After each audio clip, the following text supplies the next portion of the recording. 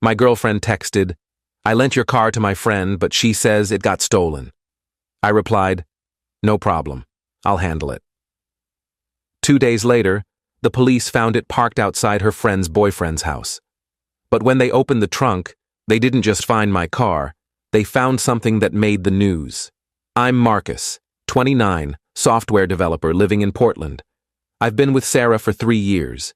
We met at a mutual friend's birthday party back in 2022, hit it off immediately over our shared love of terrible action movies and Thai food, and moved in together after about 18 months. Everything seemed perfect until last Tuesday when my entire world got flipped upside down. I was in the middle of a team meeting, discussing sprint planning with my colleagues, when my phone buzzed on the conference table. Sarah's text, "Hey babe, I lent your Accord to Jessica. She needed to run some errands, and her car's in the shop. Hope that's okay?"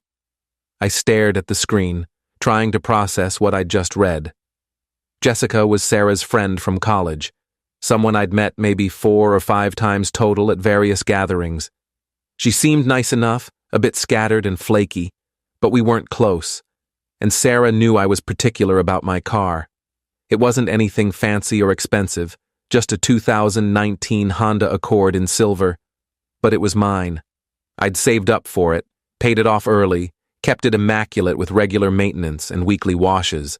I texted back, trying to keep my frustration in check. Would have appreciated a heads up first, but okay. When's she bringing it back? 3 hours passed. My meeting ended. I grabbed lunch from the cafeteria, responded to some emails, and then another text from Sarah came through. "So," Jessica called. "The car got stolen. She parked it outside Target on Riverside, and when she came back out like 20 minutes later, it was gone. She already filed a police report. I'm so sorry, babe." My stomach dropped like I'd just gone over the peak of a roller coaster. I immediately called her, not even caring that I was standing in the middle of the office. "Sarah? What the hell happened?" I know, I should have asked you first." But Jessica was desperate, and you were in meetings all morning, and I thought, "Where exactly did this happen?" "The Target on Riverside Drive, near the mall." She was only inside for like 20 minutes, she swears. When she came back, the car was just gone.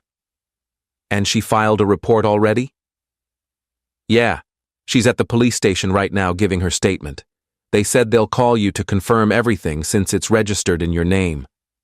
I took a deep breath, trying to calm the rising panic. "Okay, I'll handle it, we'll talk about this when I get home." "You're not mad at me?" "We'll talk later, Sarah." I wasn't mad exactly. I was confused, frustrated, and something else I couldn't quite name. The whole situation felt off, like when you smell smoke but can't see the fire. Jessica had always seemed flaky, showing up late to things, forgetting plans, that sort of thing. But this was extreme even for her. The police called me around 6 p.m. just as I was packing up my desk. Officer Williams, Auto Theft Division. I gave him all the information he needed, VIN number, license plate, detailed description, where it was supposedly stolen from. He sounded bored, like this was his 50th stolen car report that day, his voice flat and monotone. He told me they'd keep an eye out, that these things sometimes turned up in a few days, and that my insurance company would need the report number. That night, Sarah was incredibly apologetic. She made my favorite dinner, chicken parmesan with garlic bread, set the table with candles, kept saying she'd pay for whatever deductible the insurance required, that Jessica felt absolutely terrible about the whole thing. I told her it wasn't necessarily her fault, but I was frustrated she'd lent out my car without even sending me a quick text first. We'd shared an apartment for over a year. That kind of decision should have been discussed. She promised, tears in her eyes, that it would never happen again. I wanted to believe her. I really did. 2 days later, Thursday afternoon around 3 p.m., I got a call from a different officer while I was debugging some code at work. "Mr. Bennett? This is Detective Rodriguez with the Auto Theft Division. We found your vehicle." Relief flooded through me. "Oh, thank God. That's great news. Where was it? Parked on a residential street in the Oakwood neighborhood, outside 2847 Maple Drive. Does that address mean anything to you? No, should it? There was a pause, the kind of pause that makes your heart start racing. The homeowner is a Derek Chen. Does that name ring a bell? My blood went cold. Derek Chen, Sarah's ex-boyfriend from college, the guy she dated for 2 years before we met, the relationship that had apparently ended badly, but amicably enough. She'd mentioned him maybe twice in passing over our 3 years together, always insisting they had zero contact anymore, that he'd moved on, and so had she. Yeah, I said slowly, my mouth suddenly dry. I know who that is. Well, Mr. Bennett, we need you to come down to the station. There's a complication with your vehicle. What kind of complication? It's better if we discuss this in person. Can you come in this afternoon? I left work immediately, telling my boss I had a family emergency. The detective met me in a small, sterile interview room that smelled like old coffee and cleaning solution. He didn't waste time with pleasantries. Mr. Bennett, when we located your vehicle, we ran the plates and confirmed it matched your report. Standard procedure is to check the vehicle for any signs of tampering, damage, or evidence related to why it might have been taken. When we opened the trunk, he slid a photo across the metal table. My trunk was full. Not with random junk or personal items, with evidence.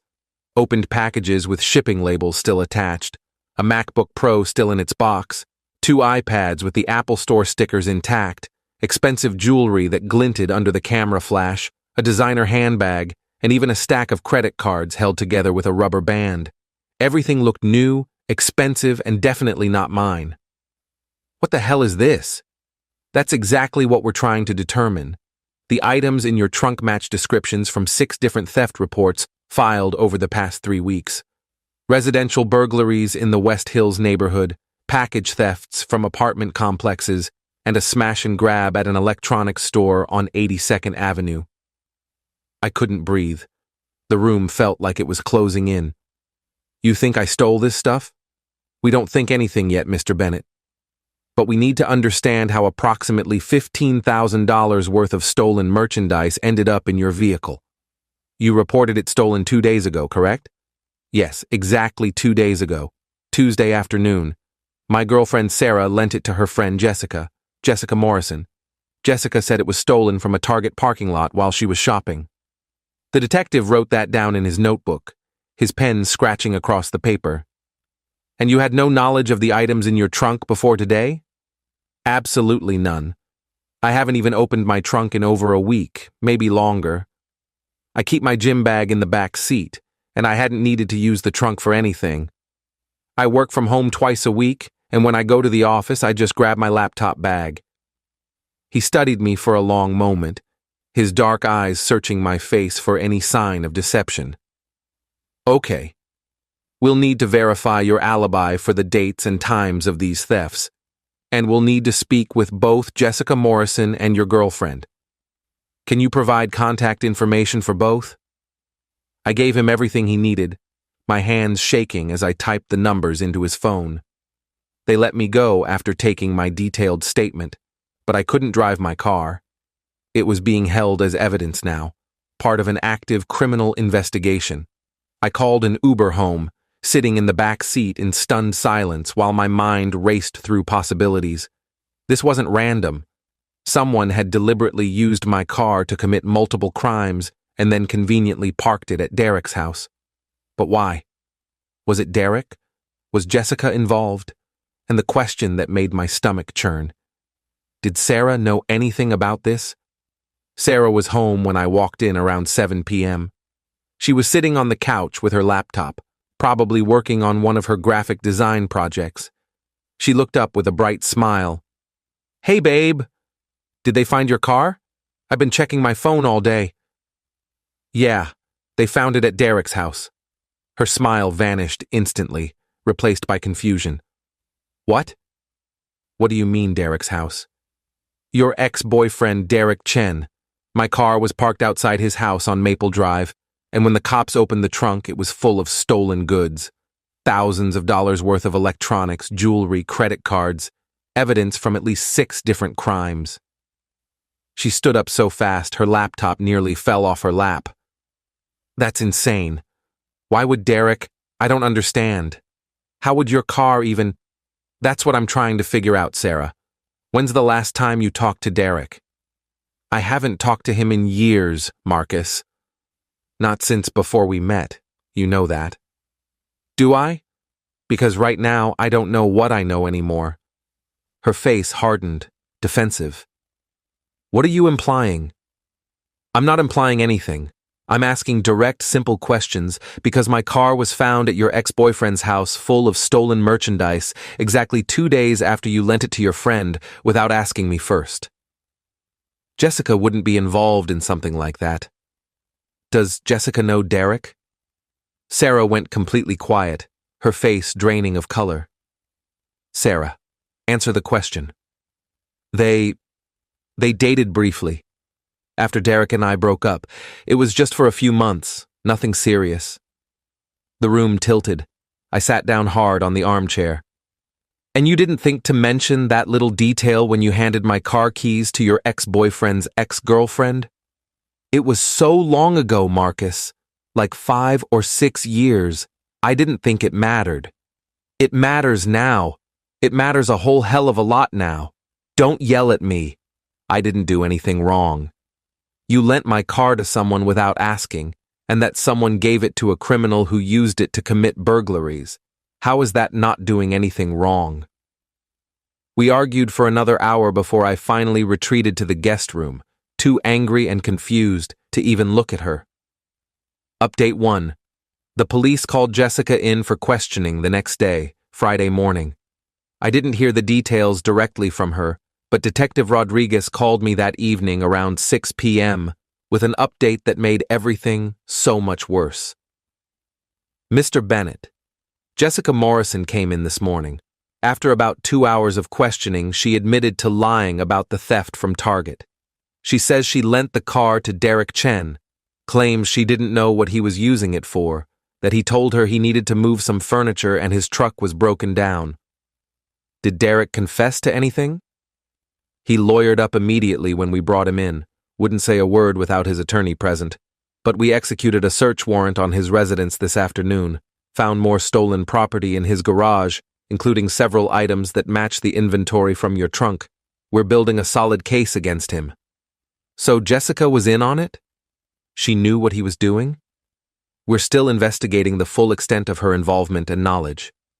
Her story is that Derek asked to borrow a car for moving furniture, and she offered yours since she had access to the keys through Sarah. She claims she had absolutely no knowledge of the thefts or what he was really doing. That's awfully convenient. It's a very common defense, Mr. Bennett. The DA will decide whether to charge her as an accessory to the crimes or offer her immunity in exchange for testimony against Derek. These decisions depend on what we uncover about her actual knowledge and involvement. I hung up and immediately went to find Sarah. She was in the kitchen making tea, her movements slow and tired.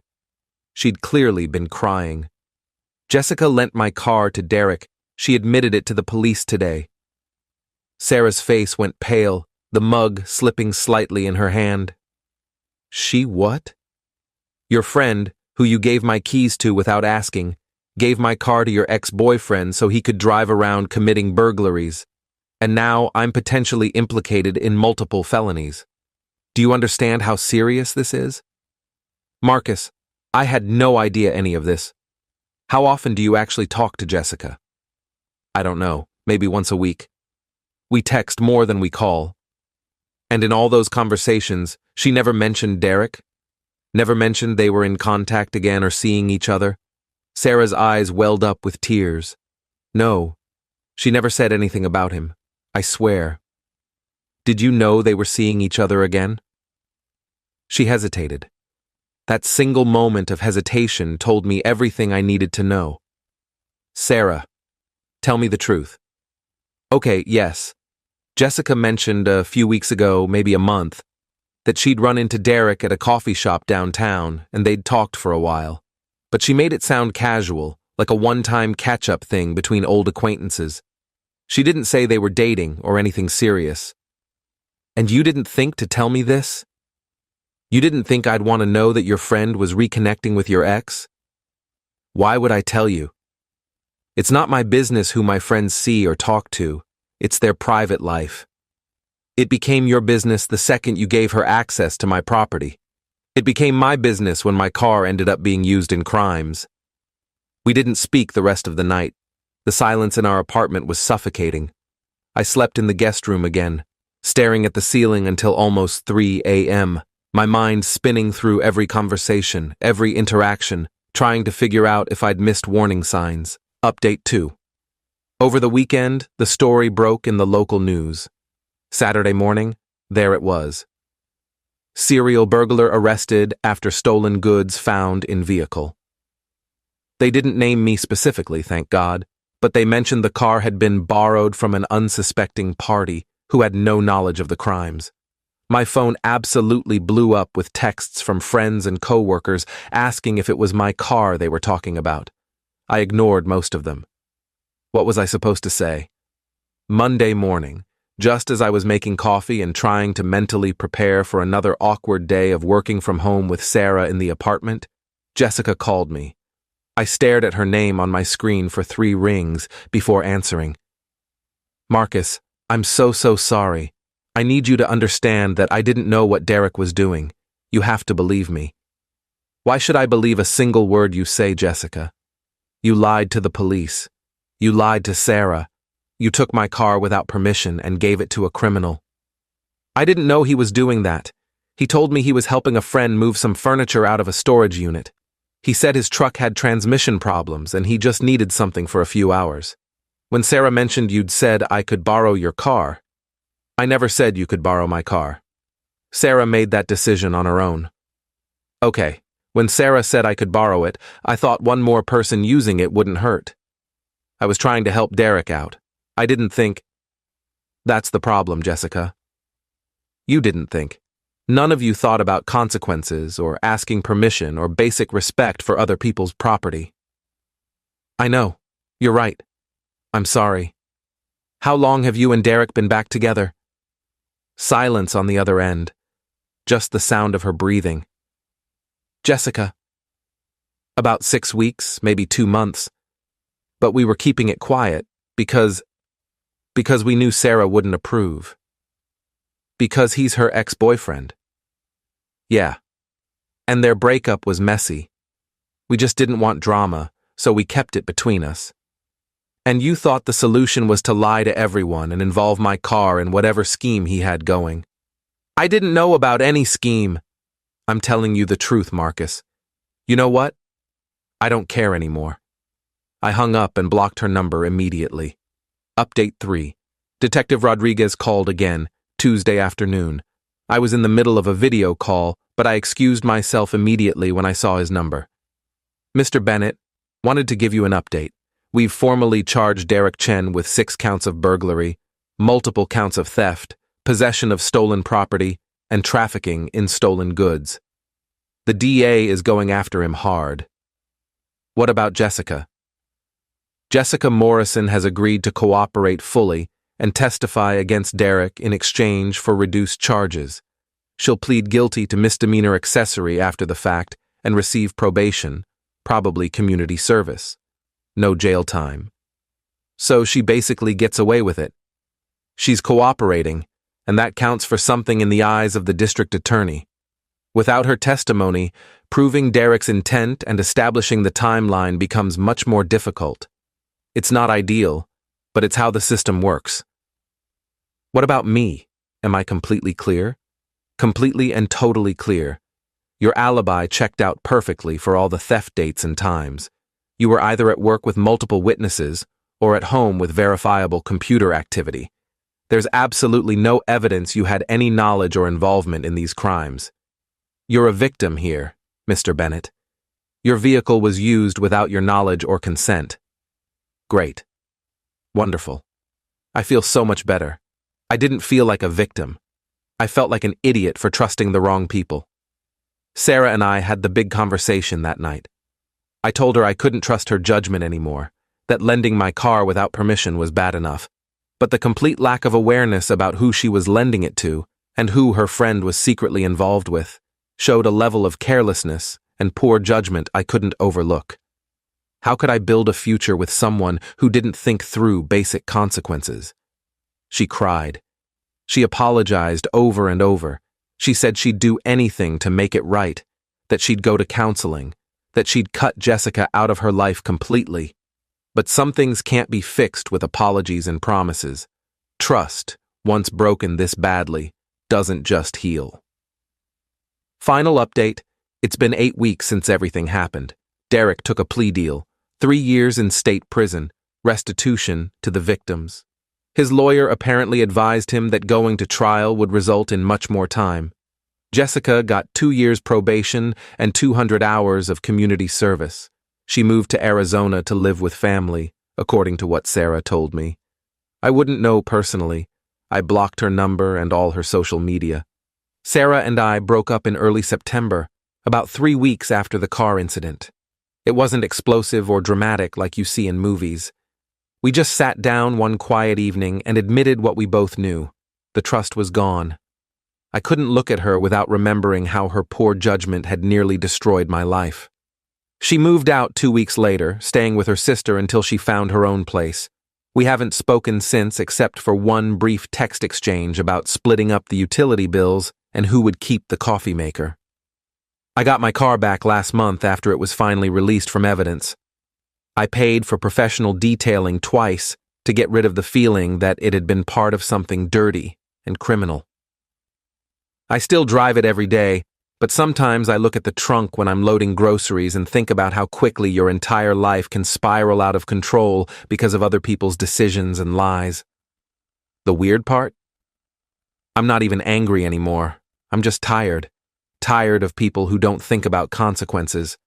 Tired of trusting people who don't deserve it. Tired of cleaning up messes I didn't create. Tired of being collateral damage in other people's drama. But at least I know now. Never lend your car to anyone, even if the person you love vouches for them. Some lessons cost you a relationship, nearly a criminal record, and a whole lot of sleep. Edit 1. A few people in the comments asked if I sued Jessica or Derek for damages. My insurance covered the detailing costs, and I didn't have any other significant financial losses. My lawyer said I could potentially pursue civil damages for emotional distress, but honestly, I just wanted to move on with my life and forget this whole nightmare. Edit 2. For those asking about Sarah, no, I don't think she was directly involved in the thefts or had any knowledge of what Derek was doing. I genuinely believe she was just oblivious and didn't think through the consequences, but oblivious can be just as damaging as malicious when it affects your life this badly. Edit 3. Yes, I changed my locks after Sarah moved out, and yes, I got my spare key back from her. No, I'm not dating anyone right now. I'm focusing on myself, my career, and rebuilding my ability to trust people. Therapy has actually been helpful.